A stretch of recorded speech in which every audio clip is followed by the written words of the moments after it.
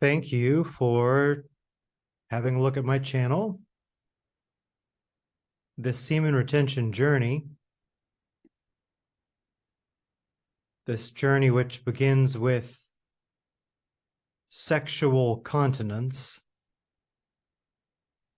is for me very simply the journey, the trajectory of my life. And someone asked me in one of the comments, and I invite you to leave comments below this video. You could leave them above the video if you knew how, but leave the comments wherever you want to leave the comments, and I'll be happy to respond further. But it was commented, how did you start on this semen retention journey, and where are you going? Or something like that. Now that's a very intelligent comment, because anytime you begin an endeavor,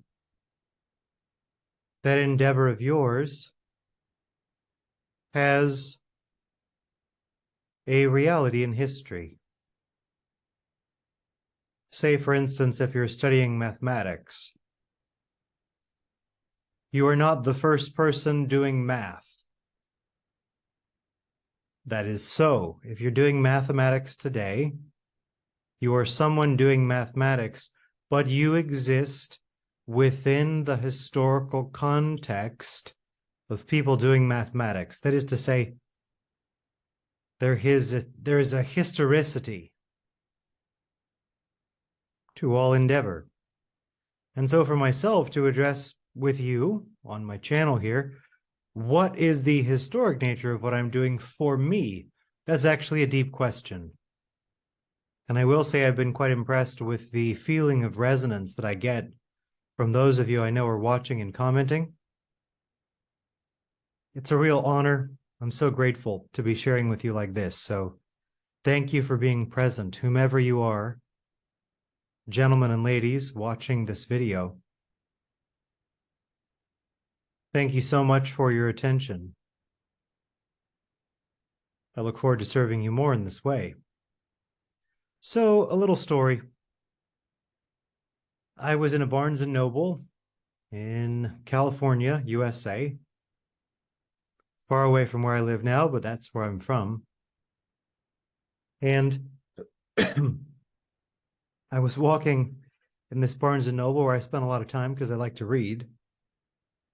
And that bookstore had more new books than a library, so I was often there. But I was also in the library in the neighborhood very frequently because I like reading. And as I was walking past this section of books, I felt drawn to a book that caught my eye on the shelf. It was the story of a man, a Western man such as myself, who had gone to India, and he was in search of a genuine tantric guru to initiate him, and he found one. A female spiritual master living alone in the wilderness, and she initiated him into this tantric sexual tradition. And among other things, he discovered, in the context of this spiritual exploration and transformation, he discovered many things about his body, which she showed him, including that he could orgasm without ejaculation. He could retain his seed. And with the retention of his seed as that starting point, it began to potentiate the transformation of his body and the transformation of his consciousness.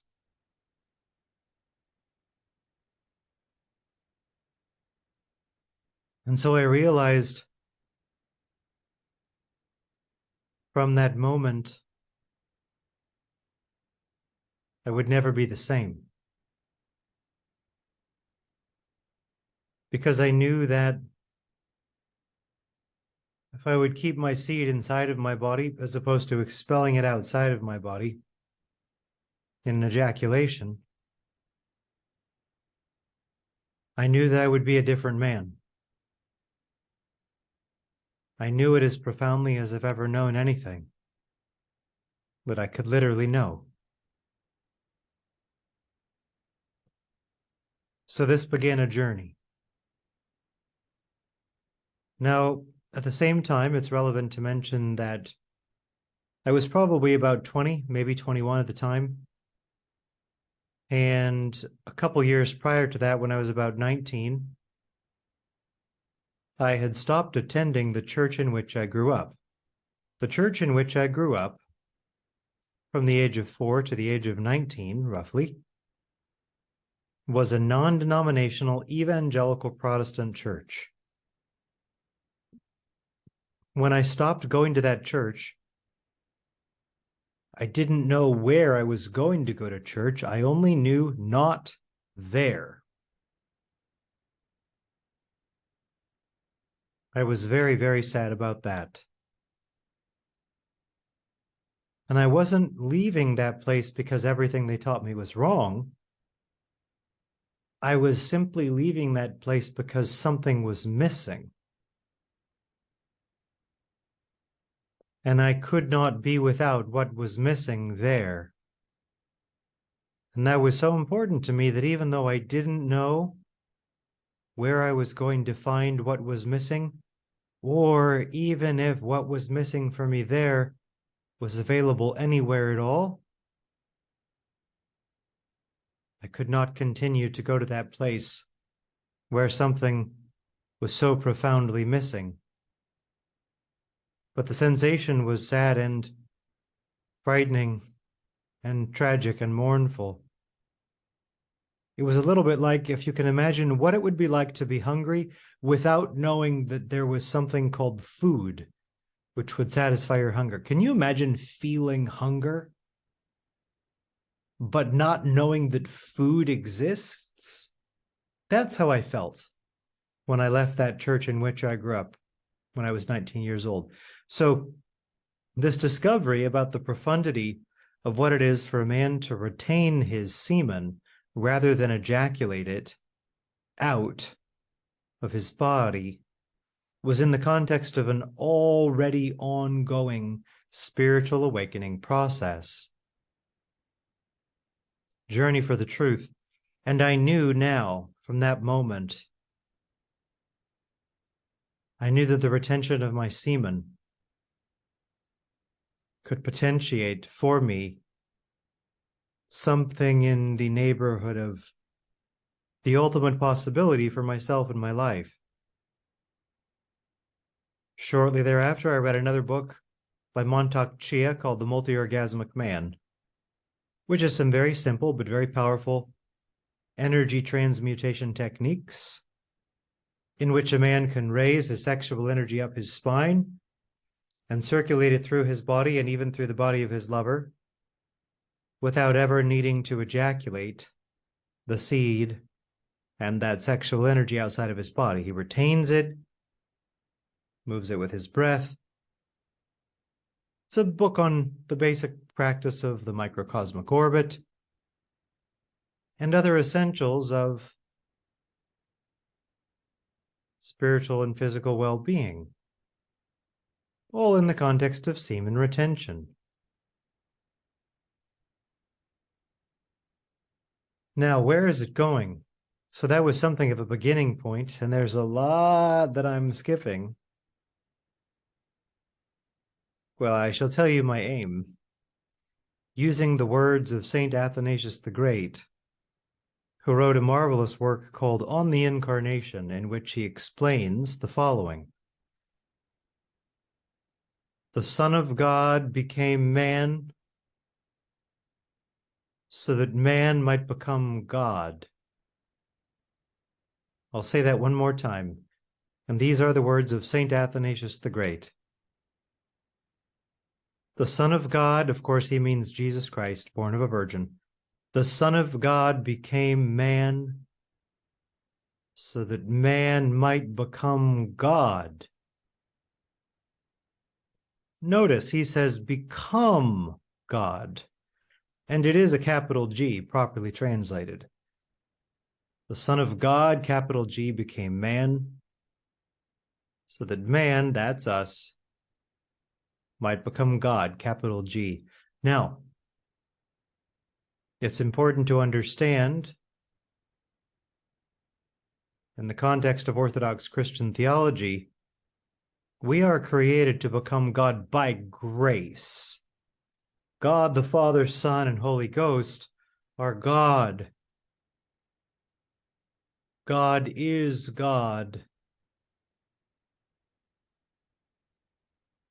By nature, we can become God by grace. So it's very important to make that distinction. Otherwise, we would be blasphemous without that distinction. The great and evil arrogance of the devil and his pride, which is reflected within the Hermetic tradition and other traditions, simply says, you are God. Nothing about becoming God by grace. It's just a prideful, audacious, and serious error, which is from the devil himself, to simply say that the ultimate discovery is that you are God. No, but you can be God by grace. You can become God by grace. And in fact, that's why God made you, so that you can become participant in God. And that participation is so intimate that it is only right to say, once again, quoting St. Athanasius the Great, the Son of God became man so that man might become God. So my destiny, because it is for what I was created, the destiny God gave to me, is to become God by grace. And as I am an artist, I am a singer, I am a musician, I am a writer, I'm a philosopher, I'm a teacher, I'm a poet, I'm a screenwriter, I'm a dancer.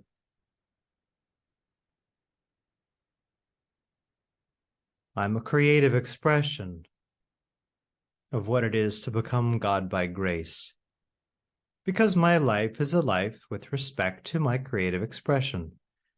And it would be right to say that the art of my expression is the art of living my life as a creative expression of what it is to become God by grace. So where is the semen retention going? Where is it aimed for me? I say, I am a creative expression of what it is to become God by grace. Semen retention, also known as sexual continence, is simply the beginning or the fertile soil in which that possibility can be planted. But the aim is nothing less than that for which I was created. It is also that for which you were created, if you remember St. Athanasius' words. The Son of God became man so that man might become God. And that word man, so used, means mankind. And yes, it does mean, and it does include women and children. The Son of God became man that man might become God. And then my specific instantiation of that as a creative person, as an artist, musician, singer, writer, poet, dancer, screenwriter, philosopher, healer, coach, conversationalist, friend, lover, son. I am a creative expression of what it is to become God by grace. So that's where semen retention is pointed for me. And I give thanks to that gentleman who asked when I began my semen retention journey, or how, and where it's going. I am a creative expression of what it is to become God by grace, and semen retention is the beginning of potentiating that possibility, the one for which I was created. Thank you very much for listening, and I hope to see you in the next video very soon. Bye now.